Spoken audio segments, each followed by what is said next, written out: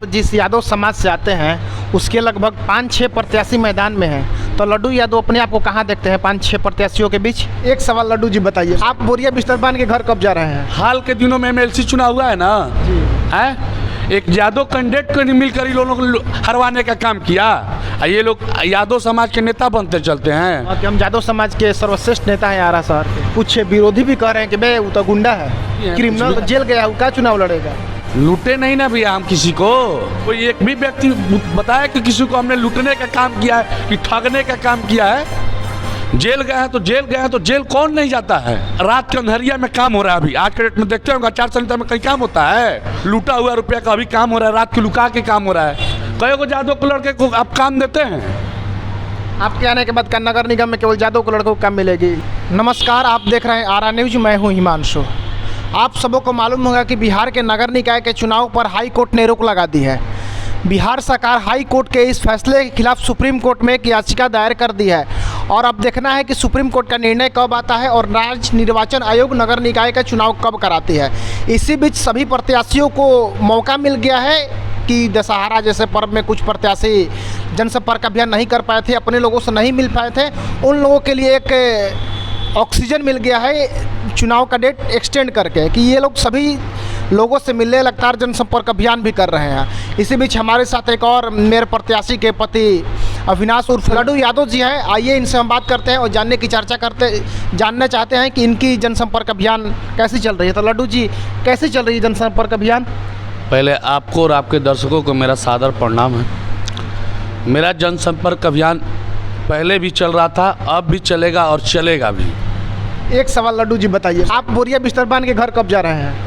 हम बोरिया बिस्तर क्यों घर बजाएंगे भाई? बहुत सारे मेयर प्रत्याशी को हम देखे कि बोरिया बिस्तर बांध के गाड़ी पे कपड़ा से ढक के घर चले गए कि चुनाव का डेट बढ़ गया। देखिए, जिनको किराया पर लेना था उनको बोरिया बिस्तर बना गया। मेरा क्या है, मेरा तो अपना है, इसमें हम पहले भी थे, अब भी हैं, बाद में भी रहेंगे। इसलिए हम बोरिया बिस्तर बांध के जाने वाले नहीं हैं। और मेरे कार्यकर्ता अभी भी आपको मेरे थी में मिलेंगे और मेरे यहाँ हमेशा मिलेंगे।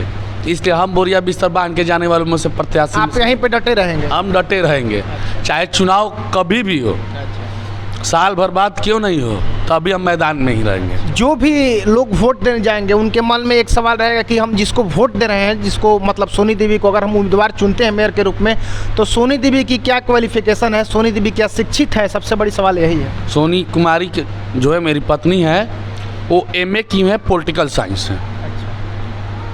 पॉलिटिकल साइंस MA की? हाँ, पॉलिटिकल साइंस है, MA की। आप अपने आप को क्या मानते हैं? आरा शहर के नेता मानते हैं, आरा शहर के बेटा मानते हैं, समाजसेवी मानते हैं? हम तो देखिए, कोई नया तो नहीं है। हम लोग आरा शहर के लिए बहुत कुछ पहले से भी लोगों के लिए करता था और करता हूँ और करता भी रहूँगा। इसलिए मैं अपने आप को नेता में नहीं मानता हूँ, मैं समाजसेवी भी हूँ। और रहा सवाल, आप शहर में भी किसी से ही पूछ सकते हैं कि हमने सभी लोगों के लिए काम किया, कोई जाति धर्म के लेकर हमने काम नहीं किया। आप तो बता दिए, सभी लोगों का काम बता दिए कि हम समाजसेवी हैं, लेकिन कुछ विरोधी भी कह रहे हैं कि बे वो तो गुंडा है, विरोधी हैं, क्रिमिनल है, कुछ भी कह सकते हैं, वो तो कुछ भी कह सकते हैं। आपकी प्रतिक्रिया क्या है उस पे? गुंडा लोग कह रहे हैं, आपको क्रिमिनल कह रहा है। दीजिए, वो तो जेल गया है, वो क्या चुनाव लड़ेगा? लूटे नहीं ना भैया हम किसी को। लोगों ने तो नगर निगम को लूट लिया है, आरा के शहर को लूट लिया। आरा के शहर के लोगों को टैक्स का पैसा वसूल करके आता है निगम में, और वो लोग निगम में लूटने का काम किया है, तो लोग कुछ भी बोल सकते हैं। कोई एक भी व्यक्ति बताया कि किसी को हमने लूटने का काम किया है कि ठगने का काम किया है? जेल गए हैं तो जेल गए हैं, तो जेल कौन नहीं जाता है? ये तो गांधी जी भी जेल गए थे, लोहिया जी भी जेल गए। ये तो विरोधियों की साजिश थी, तो हम जेल चले गए। तो जेल चले गए तो क्या हम जेल चलकर हम चुनाव में लड़ना छोड़ देंगे? हम 2012 में भी वार्ड पार्षद के चुनाव लड़ चुके थे, उससे में भी जेल से निकल के ही चुनाव आए थे लड़ते। ये तो 2022 है, आरा नगर निगम को सबने जितने पूरे मेयर है सबने लूटने का काम किया। मतलब किसके कार्यकाल में ज़्यादा नगर निगम को लूटा गया है आपके अनुसार? आपके अनुसार तो आपको पता होना चाहिए। मतलब किसके कार्यकाल में आप चुनाव लड़ रहे हैं, अपना बताइएगा। यहाँ पे 2012 के बाद सबसे ज़्यादा लूट हुआ है। 2012 के बाद जो भी मेयर रहा है 2012 के बाद लूटा है? हाँ, लूटा है। 2007 में नगर निगम बना, सभी लोगों ने थोड़ा थोड़ा लूटा, इन्होंने पूरा लूटा, साफा पूरा दम हजम कर दिया, इतना खाया सबकी पचा नहीं। लोग रात के अंधेरिया में काम हो रहा है। अभी आज के डेट में देखते होंगे आचार संहिता में कहीं काम होता है? जाके देखिए, बहुत सारा जगह लूटा हुआ रुपया का अभी काम हो रहा है, रात को लुका के काम हो रहा है। काहे हो रहा है काम, पहले काहे नहीं हुआ था? तो लड्डू जी, आप जिस यादव समाज से आते हैं उसके लगभग 5-6 प्रत्याशी मैदान में हैं, तो लड्डू यादव अपने आप को कहाँ देखते हैं 5-6 प्रत्याशियों के बीच? ये सभी लोग पूर्व में रह चुके हैं और सभी लोगों को आरा शहर की जनता है देख लिया है कार्य। ये लोग यादव समाज के नेता बनते चलते हैं कि हम यादव समाज के सर्वश्रेष्ठ नेता हैं आरा शहर के। अभी शहर तो हाल के दिनों में MLC चुनाव हुआ है ना, है एक यादव कैंडिडेट को नहीं मिलकर ही लोगों को हरवाने का काम किया। यादव समाज के हैं, यादव समाज के कैंडिडेट को हरवाने का ही लोग काम किया। उस समय कहाँ था लोग MLC चुनाव में वोटिंग के लिए? बस MLC का चुनाव था ना, सबसे अधिक यादव जीते थे ना, यही लोग ना हरवाने का काम किया। वोटिंग के ही लोग को देना था। 45 को नगर निगम में वार्ड था, कई को लोग वोटिंग किया, एक भी वोटिंग नहीं किया है, आपको पता होना चाहिए। तो लड्डू यादव ये MLC के चुनाव पे काफ़ी भड़क क्यों रहे हैं? इसलिए कि लोगों ने यही सब कह करके, जितने यादव जाति से अगर कोई नेता आता है उन लोगों ने हरवाने का काम करता है लोग, और अपने आप को नेता कहते हैं, को नेता लोग मानता है। कई को यादव को लड़के को आप काम देते हैं। आपके आने के बाद का नगर निगम में केवल यादव को लड़कों को काम मिलेगी? नहीं, ये कोई गलत बात है। मेरे यहाँ सभी जाति, हर धर्म, हर एक लोग, हर एक बिरादरी से लोग हैं मेरे पास। ये सब काम हमसे नहीं हो सकता है सर। मेरे पास है जितने लोग हैं, मेरे कार्यकर्ता हैं, चाहे शहर के लोग हैं, यहाँ का जितने भी बेरोजगार युवक हैं, उनको रोजगार दिलाने का काम नगर निगम के तहत हमने करने का काम करेंगे। एक और थोड़ा कड़वा सवाल है। हाँ बोलिए। कि आप बता रहे हैं कि 2012 के बाद नगर निगम को पूरी तरह से लूट लिया गया है। हम माने कि सोनी देवी के मेयर बनने के बाद उन सभी मतलब जो लूटा गया है उन सभी चीज़ पे कार्रवाई होगी? हाँ, ये तो पहले भ्रष्टाचार मुक्त है तो सब कार्रवाई होगी। ये सब ये लोग बेचैन इसीलिए ना है कि फिर से आएंगे और इसको सब लिपापोती कर देंगे। बेचैनी वो नहीं है, बेचैनी है कि हमको कैसे आ जाना है, आकर जो भी जांच चल रहा है उसको धक दबा देना है। तो सरकार के आने के बाद जांच होगी। अच्छा, इसलिए लोग बचने वाले में नहीं है, ये लोग जेल भी जाएगा। 2012 के बाद जो मेयर बने हैं आप देख लीजिएगा, अभी तो कितने लोग पर केस चल रहा है, तो इसमें कितने लोगों का नाम आएगा, बहुत बढ़िया लोगों का नाम आएगा इसमें। ऊंचे लोगों का, ऊंचे लोगों का नाम आएगा। सफेद पोस्ट भी फंसेंगे क्या? हाँ, बहुत बढ़िया से फंसेंगे लोग। ये लोग क्या किया है सब जनता जानती है।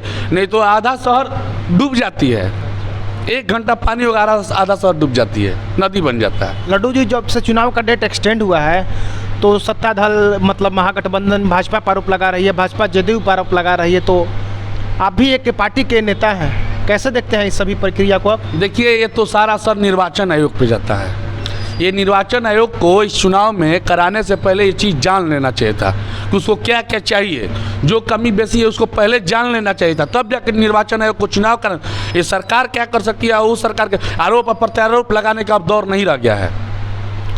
इसलिए ये सब सारा शर्त है, ये सब सारा सर निर्वाचन आयोग दोषी है इसमें। राज्य निर्वाचन आयोग? हाँ, राज्य निर्वाचन आयोग दोषी है इसमें। डेट एक्सटेंड बढ़ने से चुनाव क्या और खर्चीला हो जाएगा? जो खर्चा कर रहा है उसके लिए खर्चीला होगा। आप खर्चा नहीं कर रहे हैं? मेरे लिए नहीं है सर। इतना बड़ा हॉल लिए हुए हैं, इतना पंखा, इतना AC, सब ये सब मेरा अपना है, किराया पर नहीं है। ये सब पहले से था सर, ये सब इसमें पहले शोरूम चलता था, इसलिए ये किराया नहीं देना है हमको इसका, कि हमको किराया नहीं देना, इसीलिए लड्डू यादव पे टिके रह गए। हाँ, एकदम टिके रहेंगे। आप एक और आरोप है कि शहर के हर कोने में आपकी कहीं ना कहीं ज़मीन है, तो मतलब कितनी सत्यता है इसमें?